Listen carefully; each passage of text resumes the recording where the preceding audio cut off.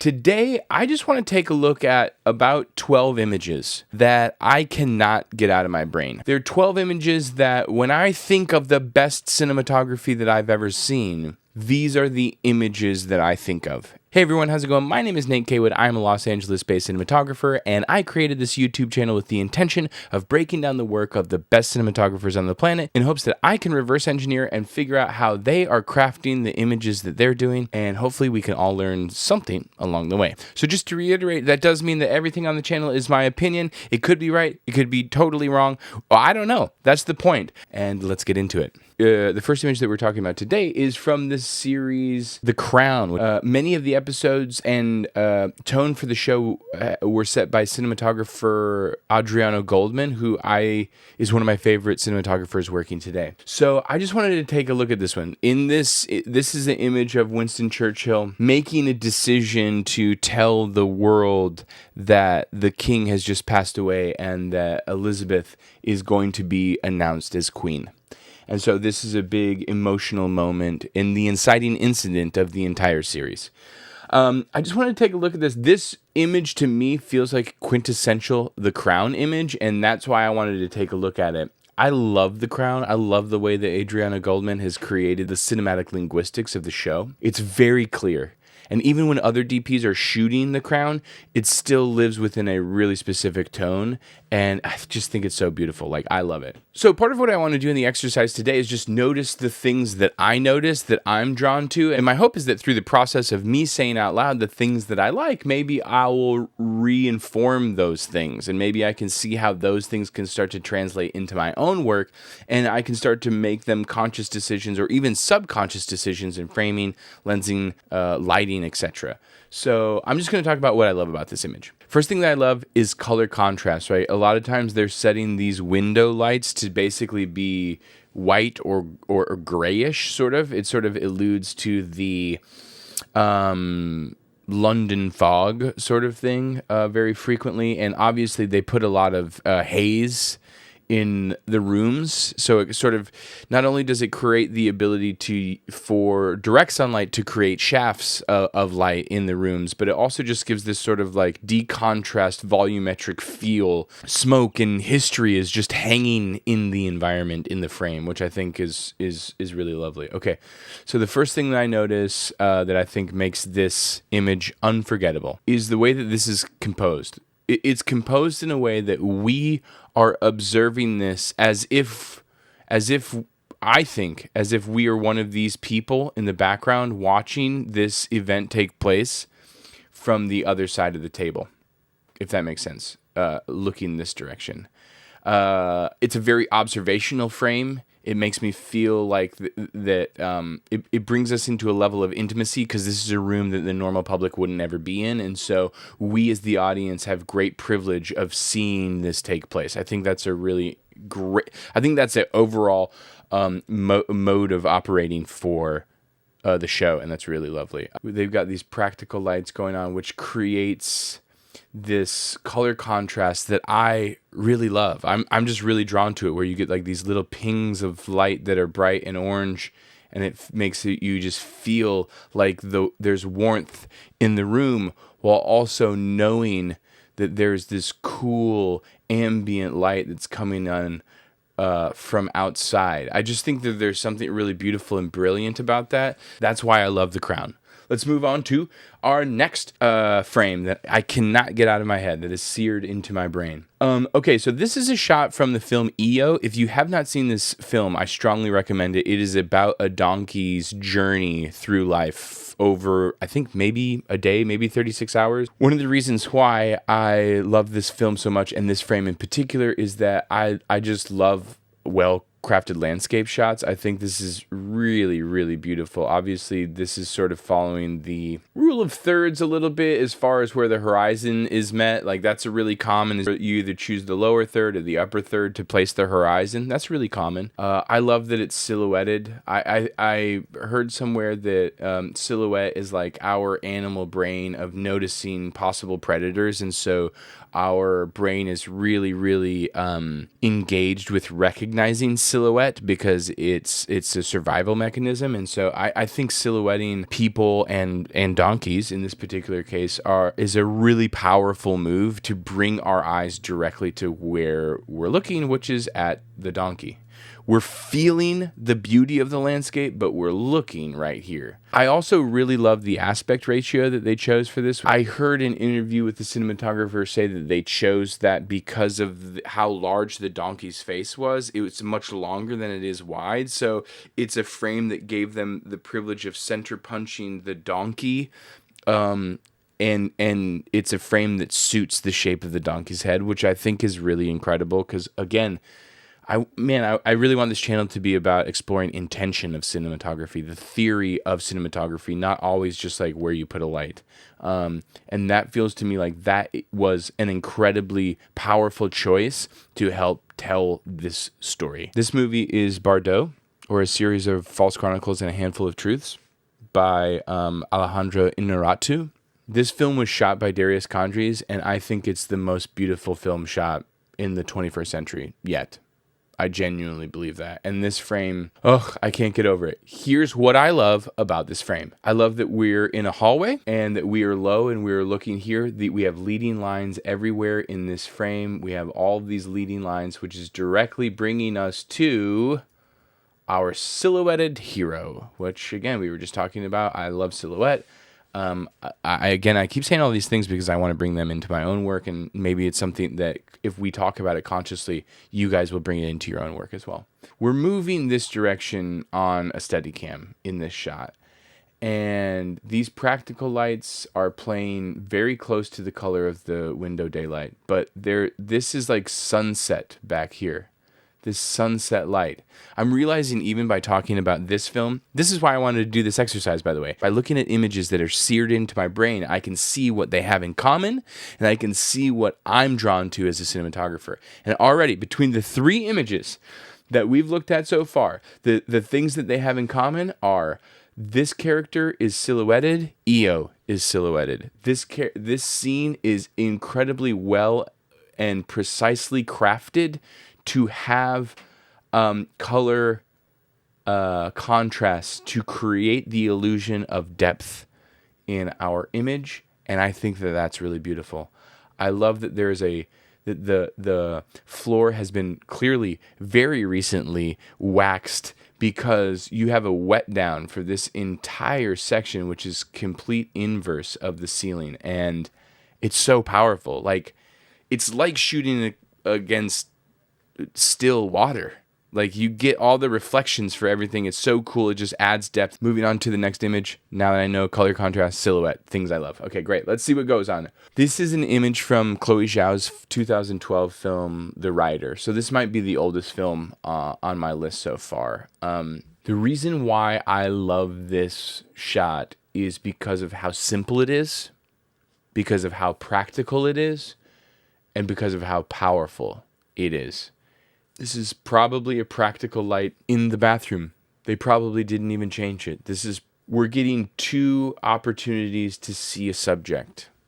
I think the composition of this is really cool. Like, of course, everybody's going to be like, you shoot into a mirror. That's how you do it. Yeah. They could have just shot in the mirror and prioritized the face, but they didn't. You have the privilege of feeling his face while focusing on his injury. That's the story that's taking place in this. And I think the composition of this is really beautiful. It really directs our eyes right here, but also gives us the privilege of feeling what he is emoting, which I think is incredibly, incredibly powerful. We can all laud and praise the cinematographic brilliance that is the TV show Euphoria. I think one of the reasons why this show in particular is seared into my brain is how bold and strong the choices are. And this is another thing that I want to revisit in my own filmmaking and my own cinematography, is to be reminded that when the story calls for it, bold action can be the best choice. It's almost the antithesis of the Riter, which we were just speaking about, which I think is incredibly beautiful as well, which is all about naturalism, subtlety, and not making waves. This is the opposite of that. This is like using very muscular cinematography to dictate every millimeter of the frame and where our eye is going and what we're looking at. The things that I love in this, I bet you're going to guess. The color contrast. I love the color contrast. So we're learning today. I'm glad once again, reiterating, I'm glad I'm doing this exercise because I'm learning what I like. Color contrast right there. Orange, tungsten-y, and blue light. Like this is legit blue light. So this is some sort of blue top light just hitting here. You know, backlight through the window, giving us these nice little pings. So because this practical light existing, I think that we can buy the reality of some sort of practical light hitting her in the face there. There's absolutely no justification for the blue light that's happening, except for we just live in a world where blue light can exist in Euphoria. And that's okay. The last thing that I will say about this frame is why this scene and this frame in particular resonates with me is that how wide the lens is and how close we are to her, the proximity, the intimacy, and like placing your perspective as a viewer so uncomfortably close to her in the situation where she is not being the best version of herself. And I think that the lensing and lighting heightens that. Right? Just a reminder, they're like uplighting her, which is a very unflattering lighting setup that's frequently used in horror to cast villainous or devilish characters, uplighting. So something to think about. The intention of this is beyond measure. This is a frame from the end of the film Waves, which I think is one of the most, again, it's so beautiful. The film itself is beautiful and it's really well shot. And I think I wanted to highlight this. I can't get this sequence out of my mind. After the entire event of the film, you go, this is the final sequence of the film, and it's about liberation and it's about freedom. And I think this really encapsulates that in a really great way. And I think this is one of those moments where less is more, and it's really about framing, and it's really about understanding what we as the audience are supposed to feel in this moment. And by having a wide lens floating high above in like an omniscient sort of way, observing our character, I think it gives us arm's length as an audience to see this is sort of a coda or wrapping up this story, or the privilege of seeing how this narrative can go forward. Like we're stepping away as she continues on into the literal sunset. I mean, it's not even close to sunset. It's like late afternoon, but I think you understand what I'm saying. Just to synthesize this, the thing that I love about this is where the camera is placed and the lensing, as far as what the perspective of the audience is intended to be in the way that we're supposed to feel at this moment of the film. I think that's really powerful and really smart work. Okay, the next image on my list of images that I can't get out of my head is this is a frame from Terrence Malick's A Tree of Life, which I think is a film that I'm also obsessed with. I repeatedly revisit it, and I think it's one of the most beautiful shot films in the history of cinema. This is shot by Emmanuel Chivo Lubetsky, who is a multi-Oscar award-winning cinematographer. I think the reason why I love this frame is how intimate it is, and how I think we as an audience feel like we're seeing her look in a way that we're not supposed to be seeing. I think the choice of casting this entire part of the frame, which is a wall shooting into her bedroom, as darkness, it makes me feel like that's why we're not supposed to see it. Like we're like kind of teetering around a wall, and we're seeing a moment of that is intimate, that is like for herself, as she's looking straight through us to see something that she, I think, is disgusted by. It's such a beautiful frame too. It's so simple. Obviously there's a light behind this wall which is illuminating her this way, and a practical light in the background, and we're good to go. Okay, this is an image from the TV series Sex Education, which I've already spoken. I used as an example in maybe 2 previous videos. I really like it. I like the way that it's shot. I think it's really lovely. I think it speaks to youth and contemporary concerns about youth, and I think that's cool because it's kind of vibey. Like I always like seeing practical lights like this. Actually, this isn't that far off of a Crown setup, right? Like this looks very similar to how a Crown scene would be lit, but the production design brings it into a completely different world, which is that they have a practical light right here, which is creating color contrast and level, and we like that. Obviously, I like that because I won't shut up about it. And there's probably some sort of big old nasty HMI out here shooting daylight into this window. We get all these hard slashes. We have a little haze and volume so we can feel the light coming through there. Our character is down. Not fully silhouetted, but down. So we do immediately look right to this where they want us to look, which is right up at this guy who's doing his morning exercises. Yeah, I think that's a really lovely image too. This is a frame from the film Lion, shot by Greg Fraser, and this movie has so many images that I can't get out of my head. Greg Fraser is incredibly talented. Obviously, he's one of the best working in the biz right now, and he has a lot of flashier work. But I am really drawn to the naturalism of this film, and I just think it's just so interesting. You kind of immediately know what's going on. Like, you look at this kid, like he's above everybody, a sea of humanity, leading lines bringing right to him. On sort of the third, I would say, for the most part. This composition is really lovely. I don't know what else there is to say to this, except for the fact that it's just like, it's very naturalistic looking, and I believe that it does exactly what it's intended to do, this frame, which is, the old saying is a picture tells 1,000 words or whatever. And this tells me so much about all we need to know about this moment in this film, which this kid is looking for his lost family in a sea of humanity with no help, and he's completely isolated while being surrounded. And it's so powerful. 2 more images left. I promise they'll be quick. Okay, so this one is the TV series Ripley, shot by Robert Elswit, famous for shooting a bunch of Paul Thomas Anderson films, including There Will Be Blood. If you've seen that, it's a pretty good film. Okay, so the reason that I love this image is that, black and white is incredible. There's so many layers of texture and depth to this that are all manufactured by light.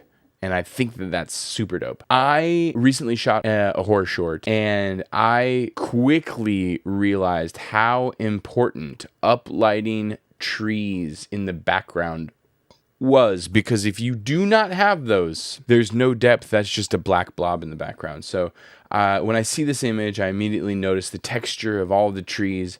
I see that they're actually illuminating the whole space from above. They're probably flying some sort of LED balloon thing above. Look at how hot the trees are. Like, the trees are super hot. Even back here, they're being illuminated from something very far away. And look, there's a hard light coming here. So way, way, way, way back there, maybe even behind this tree, they probably have some sort of HMI on a condor or something that is just shooting a hard, hot light.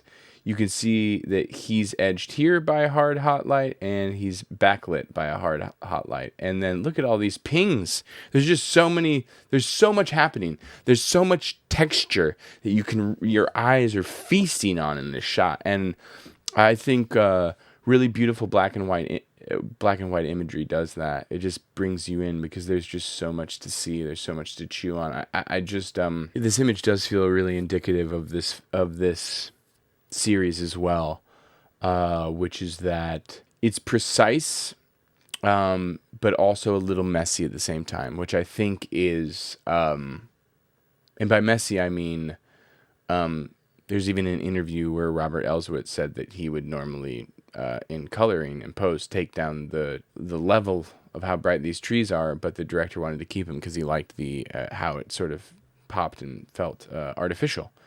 And so I think that that's sort of representative of the series as a whole, and also Tom Ripley as a character, because he is precise and he is good at what he does, but he is sloppy too. If you haven't seen this series, strongly recommend watching it. Okay, last image of the day, y'all.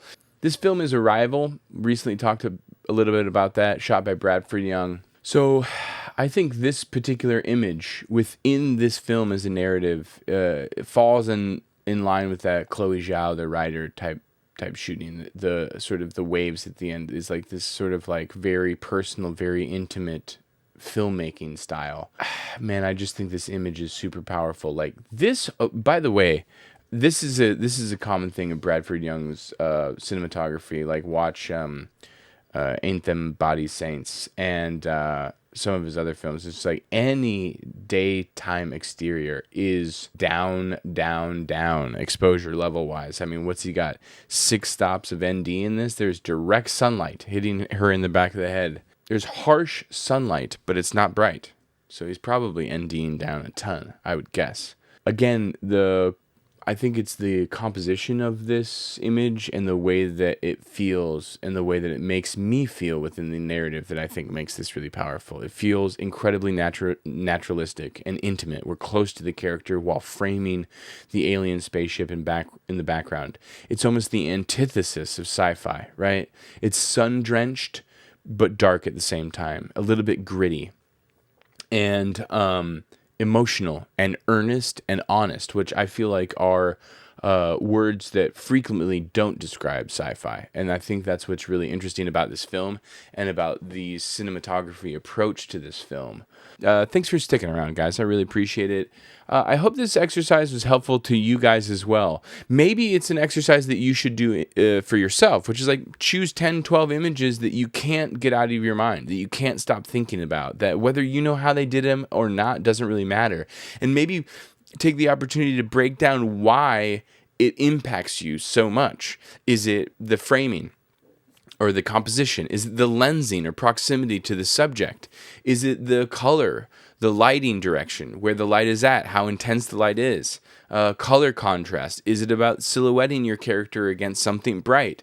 What do all of those things mean, and how do they make us as an audience feel? I think that's really what I keep coming back to. Every time I read a project, every time I have a privilege of sitting down and talking to a director about their vision for a project, man, all I want to do is figure out how we can use all of the tools and the techniques and the technology to figure out how we can get the audience to feel the way that we want them to feel. And I think all of these images personally have stirred me to emotion in many different ways, and I hope they stirred you as well.